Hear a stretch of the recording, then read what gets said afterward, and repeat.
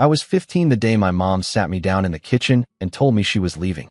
There wasn't some dramatic explosion, no shouting match, no tears. She just made herself a cup of coffee, sat across from me at the little round table with its chipped edge, and said, "Colin, you're old enough to figure things out on your own now. I'm moving in with Derek." That was it. Not, "Let's talk about how this is going to work." Not, "Here's what's going to happen with school, or rent, or food." Just, "Figure it out on your own." I remember sitting there, blinking at her over the steam of her coffee like I'd misheard. My cereal was getting soggy in front of me. I hadn't even finished my math homework.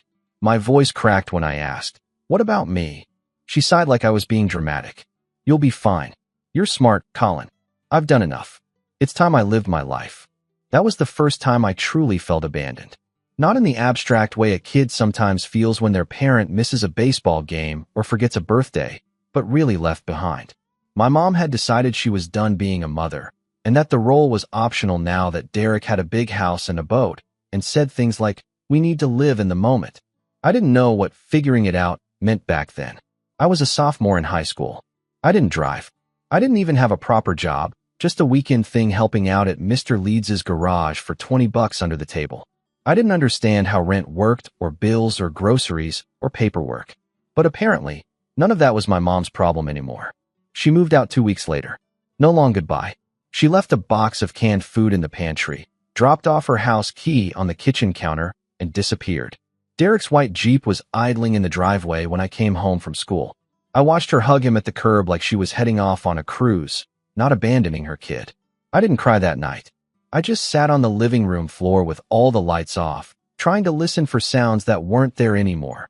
The squeak of her sandals on the tile, her laugh when she talked to her friends on the phone, the low hum of her favorite cooking show in the background. It was like she'd been erased. Like she'd died, only worse, because she'd chosen to leave. Over the next few weeks, things unraveled fast.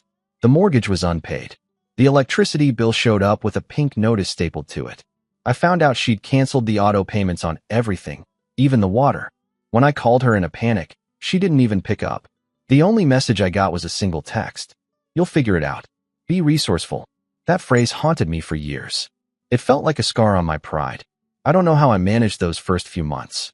I scraped by on garage work, skipped meals, showered at school, pretended everything was fine. When winter hit, the heat didn't work, and I slept in my hoodie under 3 blankets. I'd lie awake some nights thinking, if I disappear, would anyone even notice? But I was stubborn, angry even. I told myself if she wasn't going to take care of me, I'd take care of myself better than she ever could have. I started fixing old bikes and flipping them for cash. Then I started helping classmates fix their laptops. I learned to code from the public library's computers. I signed up for community college classes while finishing high school early. By 19, I was building websites for local businesses. By 22, I had my own small company. Nothing fancy, just me and a couple of freelancers grinding out e-commerce sites and payment systems. By 26, we had a proper office and employees. I hadn't seen my mom in over a decade, and I was okay with that. I didn't need closure. I didn't need her to apologize. I had built a life. Not a perfect one, but mine. I had a condo overlooking the river, a loyal little mutt named Moose, and enough money in the bank that I never had to think about pink notices again. I figured she'd moved on with her new family, with Derek and whoever else was lucky enough to be chosen. She probably didn't even remember the chipped kitchen table or the sound of my voice. But then she called. Out of nowhere. 10 years of radio silence. And suddenly, "Colin. Oh my gosh, baby, how are you?" I froze. I was standing in my kitchen in sweatpants, halfway through slicing an avocado. For a second, I thought it was a prank. I checked the screen again. Yep. Mom. She launched into this bubbly monologue like we'd just spoken last week. She said she saw my name in some local tech article. "Your little company's doing so well, huh?" She gushed, like I'd sent her quarterly updates or something. I didn't say much. Just let her talk. My stomach twisted as she kept using this chirpy, performative tone, like she was auditioning for favorite parent.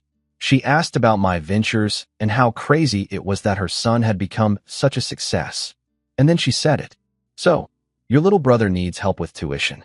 The words landed like a slap. I blinked. "Excuse me." She sighed, dropping the sugary voice. "Derek and I have been a little tight with money since he retired. We just didn't plan on college costs being so high, you know? And your brother, he really wants to go to this out-of-state school. I cut her off. My brother? Oh, Colin, don't be petty, she said, with a sigh like I was being difficult. You know what I mean. Derek's son. But we raised him since he was 10. He's family. I didn't respond right away. I just stared at the knife in my hand, wondering how I was supposed to process this. She hadn't asked how I'd survived after she left. She hadn't apologized. She hadn't even acknowledged what she did. And now, she wanted money? No, not for her. For him. Her new golden boy. I said it slowly, each word like a brick. Ask your husband. There was a pause. Then she said, coldly, is that really how you're going to be? And that was when something in me snapped, not in a loud, rage-filled way, but quiet, focused, like a storm pulling back before it floods the shore. Because I realized something then. She didn't just leave me behind. She replaced me. And now that I had value again, now she remembered I existed. I didn't hang up. Not yet. I had a question burning on my tongue. I asked it flatly, like I already knew the answer. Where were you when I got evicted from our house? Silence. Where were you when I had to shower in the school gym? She tried to stammer something, but I kept going. Where were you when I needed food, Mom? When I needed help? Her voice broke, just a little. Colin, I didn't know. I laughed. It came out bitter. You didn't care to. And before she could say another word, I hung up. I stood in that kitchen for a long time after. Moose curled up next to my foot, sensing something was off. I didn't feel triumph. Not yet. Just wait. Years of silence crashing down into a single phone call. But something had changed. Because for the first time in my life, I wasn't the one on the floor, hoping someone would care. And I had no intention of letting that door open again. Not without a reckoning. Let's just say, that phone call was the beginning of something much bigger. I didn't hear from her again for about a month after that call. Which, if I'm honest, I expected. That phone call, that wasn't about reconnecting. It was a test. A poke. Like she was trying to see if the bridge was still intact, if she could just stroll back into my life like she hadn't burned it to ash 10 years ago. And when I made it clear the door was shut, she retreated.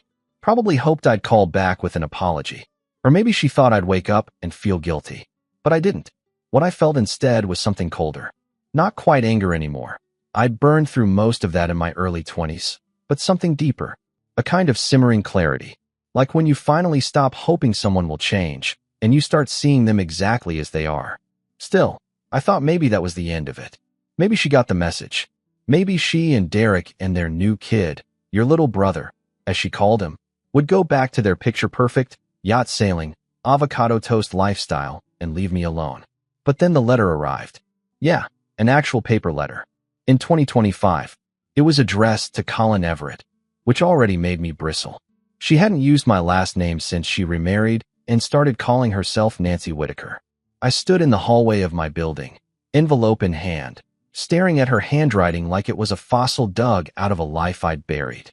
Inside was a 2-page note, written in blue ink in her looping cursive. The first paragraph was sugar-coated garbage. Hope you're doing well. It was so nice to hear your voice again. We're all so proud of you. I almost laughed. Then came the real purpose. She wrote that Jason, her stepson, had been heartbroken when he found out I wasn't going to help with his tuition. She said he'd always looked up to me, always seen me as a big brother, and he was devastated by my coldness. I read that part 3 times. Big brother? I met the kid twice when I was 17. Once during Christmas, the one year she invited me to her new house before she stopped responding to texts, and again at some awkward birthday lunch that ended with Derek bragging about how Jason got into some elite private school because of our parenting. The next part of the letter made my hands shake. She said that Jason had always had dreams, and he'd been accepted to a school that would truly unlock his potential. She mentioned how Derek had supported my ambitions once, which was a lie. He barely tolerated me, and now it was my turn to support Jason's. And then the kicker. We've looked into your company's public records. It's clear you're in a position to help. It's just a few $1,000s per semester, an investment in your brother's future. Family helps family. I remember reading that last line while standing over my kitchen sink, my fingers curling into the paper like it might bite me. I folded the letter, tucked it back into the envelope, and threw it into the trash. But that wasn't the breaking point. That came later. Because about a week after that, I got a text from someone I hadn't seen since high school. A guy named Theo. We weren't close, more like project partners in math class, but I remembered him as decent, quiet, like photography. We hadn't spoken in years. His message was short. Hey, random Q. Is that your brother doing ads for your company? I blinked. What? I replied, what do you mean? He sent back a screenshot. It was a social media ad. One of those flashy Instagram reels with upbeat music and captions flying across the screen. The video showed a guy in a campus hoodie, walking through some college quad with a laptop bag slung over his shoulder. He was saying something about finding freedom through tech and working with startups. And right there in the caption, proud to intern for Everett Tech this summer. Huge thanks to my big brother for inspiring me to chase my dreams. Jason, Nancy's little brother Jason, using my name, my business, to make himself look like he was part of it. I stared at that screen like my brain had blue screened. I hadn't hired him. I hadn't spoken to him. I hadn't even known where he went to school. And yet, here he was, marketing himself as my intern, using the reputation I'd built from blood and sleepless nights and years of solitude to prop himself up like some shiny tech prodigy. I felt a chill crawl down my spine. Was this some mistake? Some misunderstanding? Maybe he just made a post and didn't think I'd see it? But then I checked the tag. He had linked to my company's Instagram page, a page he should not have had access to. Except now, someone had made new posts. Posts I hadn't approved. One was a photo of Jason in a hoodie holding a laptop with my company's logo slapped on the screen. Another was a quote card with my name and a fake testimonial. Jason's work ethic is unmatched. He's going to change the world. I called my marketing lead, Jasmine, in a panic. Did you post this stuff? No, she said instantly.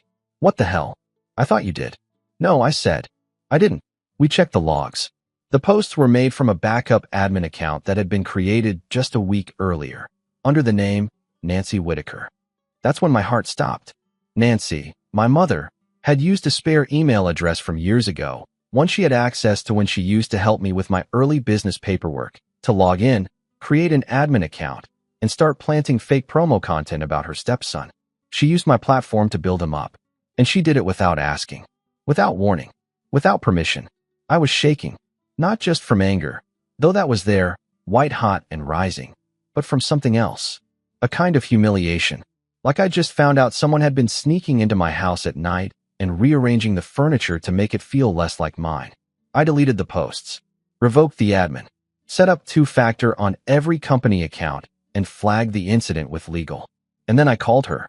I don't even know what I intended to say. I think part of me still wanted an explanation. Still hoped, maybe, that this was some deranged attempt to reconnect, that it wasn't just exploitation. But the moment she answered, I knew. Oh, Colin, she said brightly. I saw the ad. Isn't Jason just so? Why did you lie? Silence. Why did you say he worked for me? She scoffed, like I was the one being difficult. It's just optics. Everyone does that these days. You know, marketing. Jason needed a boost. College is competitive. That's not marketing, I said, my voice flat. It's fraud. Oh, don't be dramatic. You broke into my company's accounts. She didn't deny it. Look, she said, tone shifting. You have so much, Colin. Can't you just be generous for once? He's your brother. No, I said. He's your project.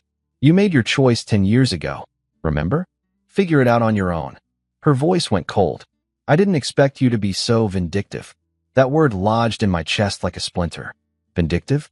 I had survived without a single dime from her. Had eaten ramen for 2 years straight. Had worked every weekend while she sailed around on Derek's boat and posted margarita photos on Facebook. And I was the vindictive one? I didn't yell. I didn't cry. I just said one sentence, and I meant it. You don't get to use me anymore. And I hung up. I didn't sleep that night. Because even though I'd shut her down, even though I had the power now, the leverage, the success, it didn't feel like a win. It felt like the final thread between us had snapped. But then, the next morning, I opened my email, and what I saw made my blood run cold. It was a message from a local education nonprofit I'd donated to in the past. Subject line, follow-up, confirming Jason Whitaker's internship for grant application. Inside was a full draft of a letter, from me, praising Jason's contributions to my company and endorsing him for a $15,000 scholarship. Attached was a forged signature. My signature. Nancy had gone further than I thought. And that was the real breaking point. Because now, it wasn't just about me. It wasn't about petty manipulation or guilt trips or fake Instagram posts. She had committed identity fraud. She had used my name, my reputation, to secure real money from a real organization for someone who wasn't even related to me. And for the first time in years, I didn't feel conflicted anymore. I felt focused. Because if she thought the kid she abandoned would sit back and stay quiet while she rewrote history in her favor, if she thought I'd let her steal from my company, from real donors, from the people I worked so hard to uplift, then she had no idea who I had become. Not yet, but she was about to. Because I wasn't going to yell. I wasn't going to beg. I was going to hit back. Quietly, legally, strategically. And when it all unraveled, when the lies collapsed under the weight of the truth, she'd have no one to blame but herself. It's strange, the things you notice when your life starts to fall apart. Not in the dramatic, everything on fire way, but slowly, quietly, like the floor creaking before it collapses. After I found out about the forged internship and the fake letters submitted to the nonprofit, I did what any responsible adult would do. I lawyered up. I didn't yell. I didn't storm into her house. I sent my attorney everything, screenshots, timestamps, a notarized statement confirming I never authorized the internship, and a cease and desist order addressed to Nancy Whitaker. I told myself that was enough. That handling it through the proper channels meant I could move on with my life. That I'd finally done the mature thing. But what I didn't expect was how quickly and thoroughly my name would be dragged through the mud. It started small. An anonymous Twitter account claiming I was jealous of my brother's success and had sabotaged his future. A couple of vague subtweets, some untagged Instagram stories calling me spiteful and cruel for refusing to help family. I brushed it off. Trolls. Noise. People who didn't know the whole story. But then my company's email inbox started filling up. First, it was students reaching out to cancel their internship applications, saying they didn't want to work somewhere that punished people for needing help. Then a local journalist reached out asking if I'd like to comment on allegations of falsified claims and family harassment regarding a student named Jason Whitaker. That's when I knew Nancy had gone on offense. I didn't have proof, not yet, but it didn't matter. She'd found a way to spin it, to make it look like I had used my power to crush a poor college kid's dreams because of some bitter childhood grudge. And people ate it up. She framed me as the cold tech bro with a chip on his shoulder, and Jason as the bright-eyed underdog trying to make his way. The nonprofit rescinded the grant, citing conflicting information. The school quietly pulled Jason from their website's Spotlight program. But none of that mattered. The damage was already done. And the worst part? I started to believe it. Not the lies, not really, but the idea that maybe I had overreacted. Maybe I was still that angry, abandoned kid deep down. Maybe I just hadn't grown past it. I started replaying everything. The phone call, the letter, even that old phrase, figure it out on your own. Had I? I stopped sleeping, stopped eating properly. Moose would nudge me for walks, and I'd forget we'd already gone out that day. I showed up late to meetings, sat through pitches half distracted, and started handing off responsibilities to people I barely trusted. For the first time since building the company, I considered stepping down. Not permanently, just a break, a pause, something to stop the world from spinning. I booked a cabin 2 hours outside the city. No signal, no Wi-Fi, just me and a wood-burning stove. I left my laptop in the car. I brought one book and no charger. I needed space. I needed to remember who I was before all this. The first night, it snowed. I stood outside in my socks and hoodie, watching the flakes gather on the railing, and I realized something that nearly broke me. I didn't know what I wanted anymore. Not revenge, not justice, not even peace. I just wanted to feel like I wasn't trapped in someone else's story. Because that's what it had become, hadn't it? I wasn't Colin, the founder of Everett Tech. I wasn't the scrappy teen who survived on his own. I was Nancy's estranged son, Jason's bitter half-brother, a name in someone else's narrative. And that, more than anything, made me feel powerless. I stayed in that cabin for 4 days. I hiked. I chopped firewood. I sat in silence and watched the sun rise through the trees. I let my mind wander through every version of my life I'd imagined.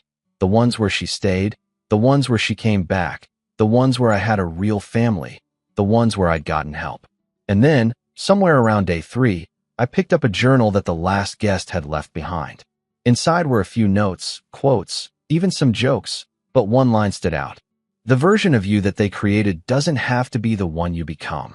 I read it 3 times. And then I cried. Not the hard, gut-wrenching sobs I'd expected. Just slow, quiet tears that trickled down my cheeks and dropped onto the paper like punctuation. Because that was it. That was the truth I'd been dancing around for weeks. Nancy had created a version of me. One she could control. One she could manipulate. The angry, selfish son who abandoned his family and hoarded his wealth out of spite. And the worst thing I'd done was let it live. Let it shape how I walked into rooms. How I saw myself. I let it shrink me. And I was done doing that. When I returned to the city, I didn't storm back in like a conqueror. I didn't declare war. I just went to work. Real work. I started meeting with our nonprofit partners again. In person, face to face. I told them the real story, not for sympathy, but for context. I owned my silence. I acknowledged the confusion. I didn't drag my mother's name through the mud. I didn't need to. I just told the truth. Then I sat down with my team. I explained what had happened. The fake posts. The login breach. The scholarship fraud. The personal fallout. And I told them what I planned to do next. We rebranded the internship program. We implemented background checks, personal verification, and clearer protocols. I created a scholarship fund, not just for tech students, but for anyone from a home like mine. Kids who'd been left behind. Kids who were told to figure it out. We called it the Bridge Grant. And I didn't put my name on it. But I did write the first check. $10,000. Anonymous. For a first-year student who'd been living out of her car for 2 months while still getting straight A's. It wasn't redemption. It wasn't revenge. It was a start. And it felt right. Meanwhile, I stayed quiet about Nancy. About Jason. Let the gossip fade. Let the noise die down. People move on, after all. Especially when there's no drama to feed on. But I didn't forget. Because while I was rebuilding myself, I was also laying a foundation for something else. Something careful. Something legal.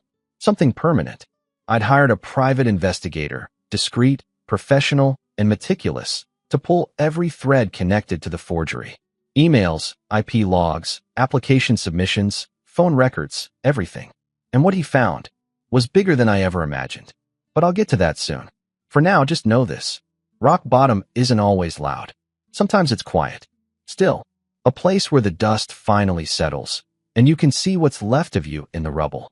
And if you look closely enough, you might just find a blueprint. Not to go back, but to build something stronger. Something no one can take from you. Especially not them. You'd be surprised what people leave behind in their digital footprints. Old email addresses, recycled passwords, shared cloud drives from years ago. Even a stray document with the wrong metadata can open a door. And once it's open, you can't unsee what's inside. After I got back from the cabin, things didn't return to normal. They moved forward. I wasn't the same guy who'd flinched when my mom's name showed up on my phone. I wasn't the abandoned teenager trying to prove his worth in silence. I was 31, legally armed, emotionally grounded, and, for the first time in my life, ready to confront this thing head-on. Not with anger. With precision. You see, it wasn't just about the forged letter anymore. Not after my private investigator, Curtis, called me late one Wednesday night with a file so damning I had to pull over just to process it. I wasn't expecting this deep a trail. Curtis said, voice calm but tense. But your mother's been using your name for a lot longer than we thought. How long? At least 3 years. Silence. I was parked outside a Thai place, engine still running, food getting cold in the passenger seat. The phone pressed against my ear felt heavy. What kind of usage? Credit. Business referrals. Personal favors. There's a rental application from last year that used your name as a co-signer. Someone forged your digital signature. There's also a donation to a local gala event last spring, supposedly from Colin Everett, CEO of Everett Tech. I pulled the tax documents. It was registered under your name.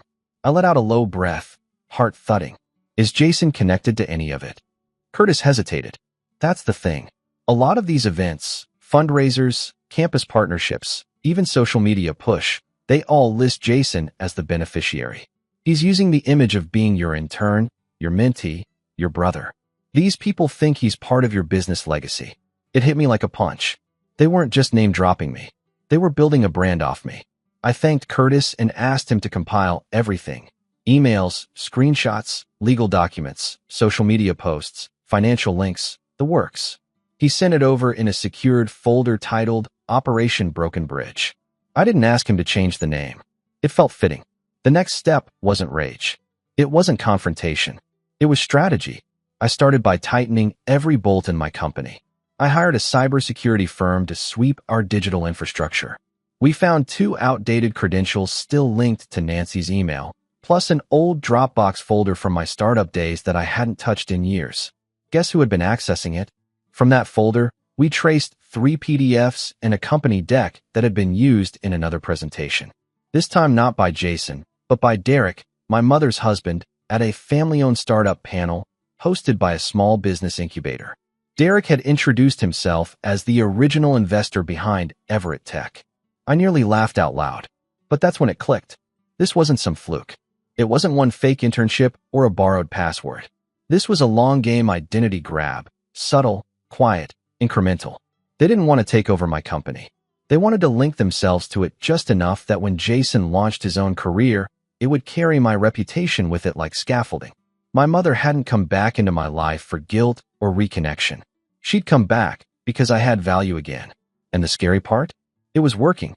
They were hosting events, booking panels, getting speaking engagements, all built on the illusion that we were one big tech-savvy, tight-knit family. And now that I saw the whole puzzle, I knew what I had to do.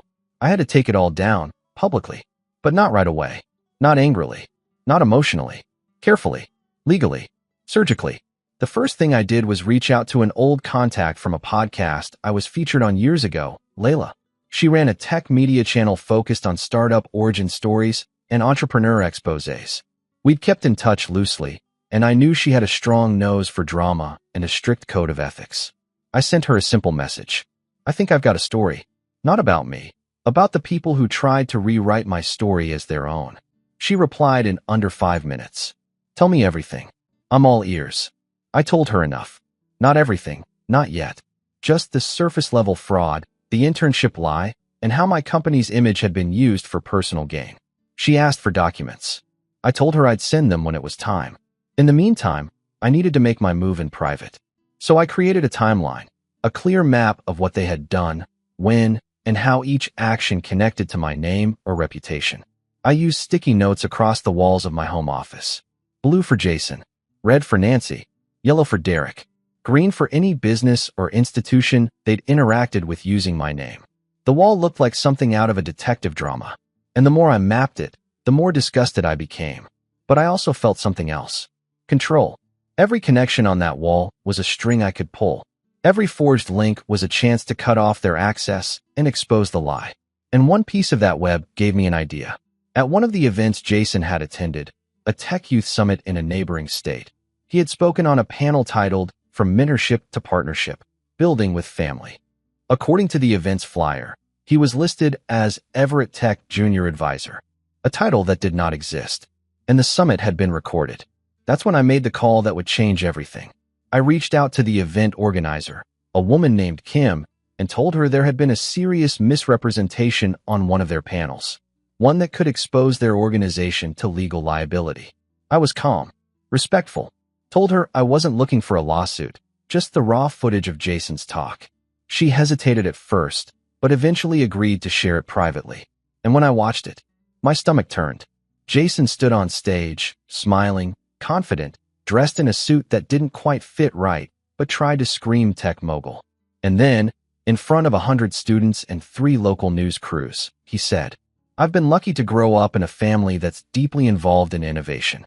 My older brother founded Everett Tech, and I've been helping behind the scenes since I was 16.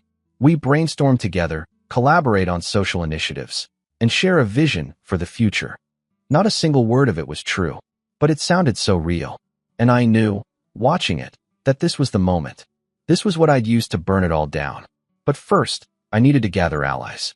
I started making quiet calls, reaching out to every institution, nonprofit, and business that had interacted with Jason, Nancy, or Derek under my name. I didn't threaten. I didn't accuse. I asked questions. When did you first hear about Jason? Who introduced him? Did he say he was employed with Everett Tech or just affiliated? Can you send over the forms he submitted? I framed it as an internal audit, which wasn't a lie. I collected dozens of emails, signed documents, and references, many of them falsely attributed to me. One application even listed me as a personal guarantor for a startup accelerator grant. That one, it had a signature forged using my old signature from a 2016 TEDx waiver form.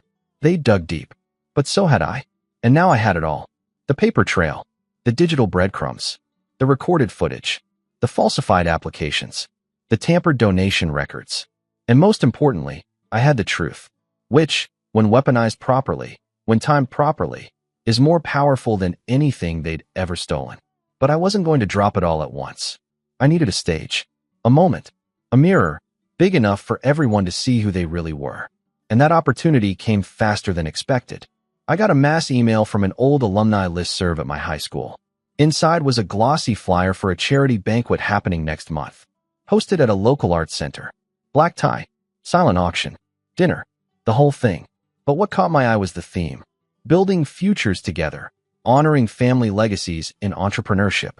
And there, listed as guest speakers, right between the mayor and a state senator, were Derek and Jason Whitaker. I stared at that email for a long time. Then I smiled. Because for the first time in this whole twisted saga, they had invited me to the stage. They just didn't know it yet.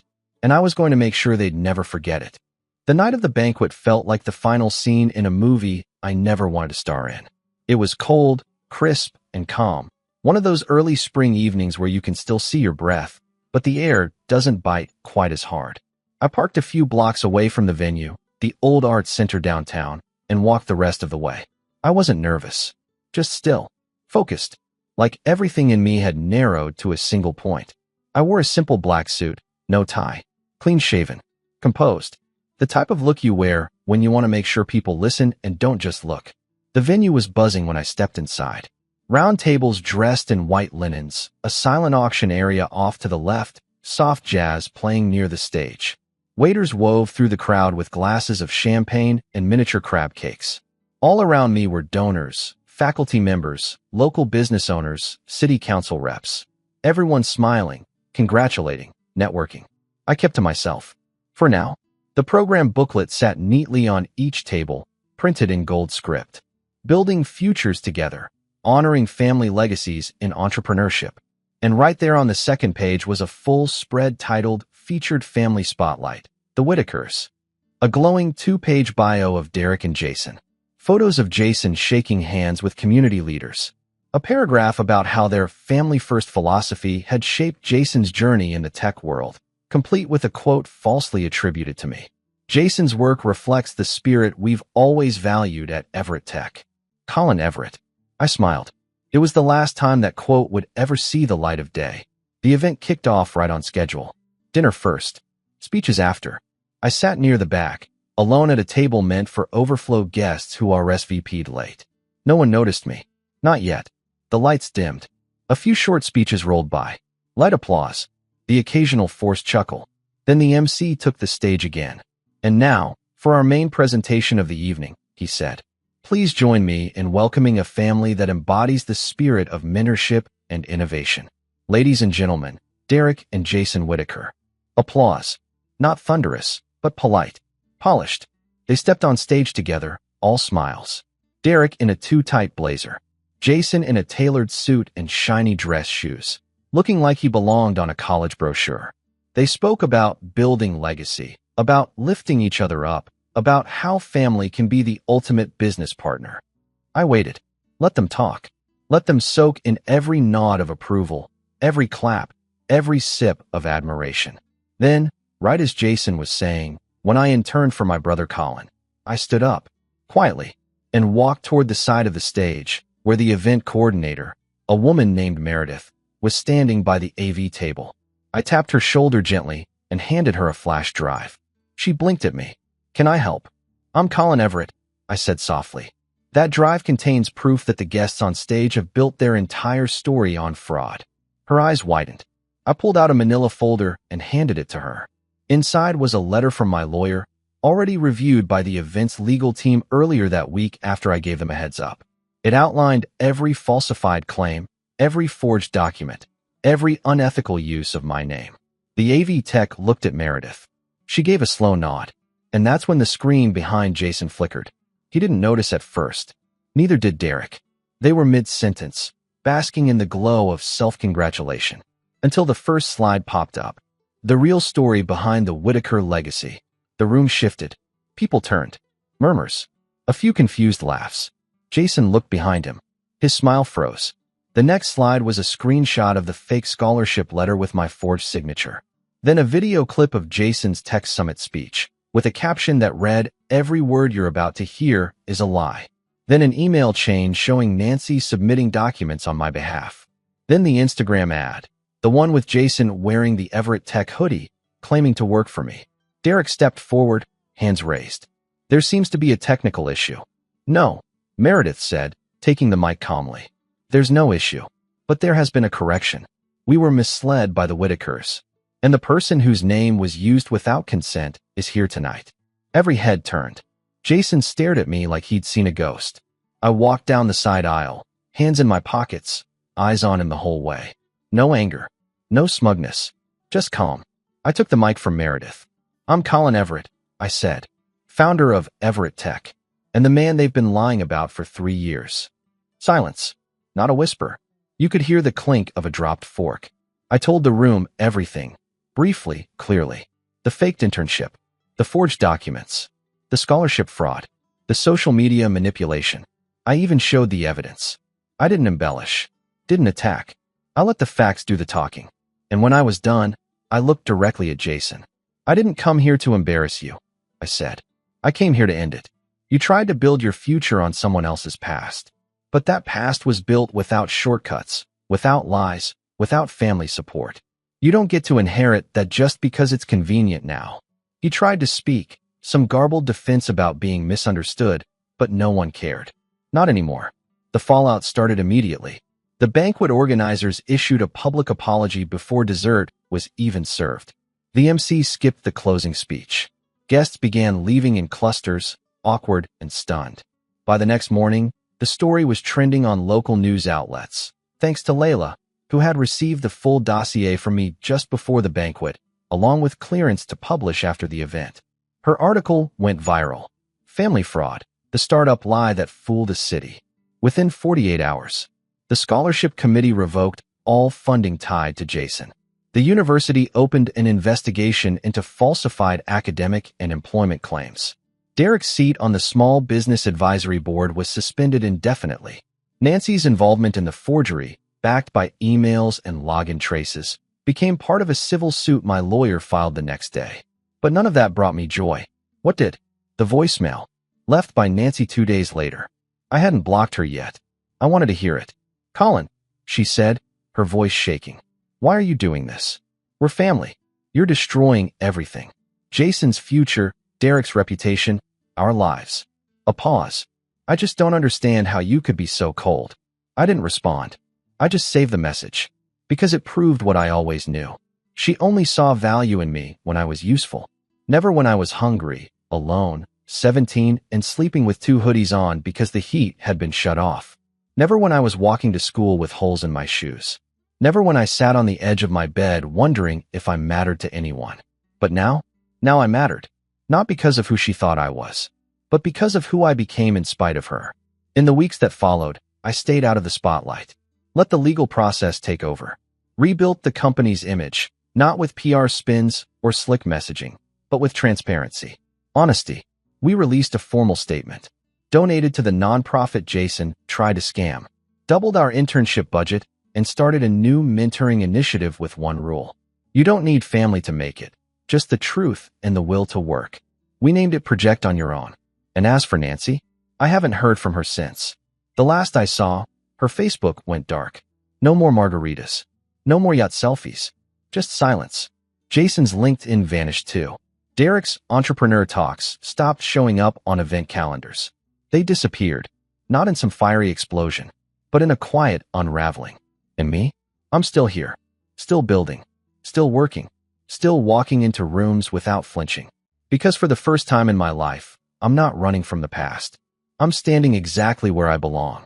And when people ask how I did it, I smile and say the same thing every time. I figured it out on my own.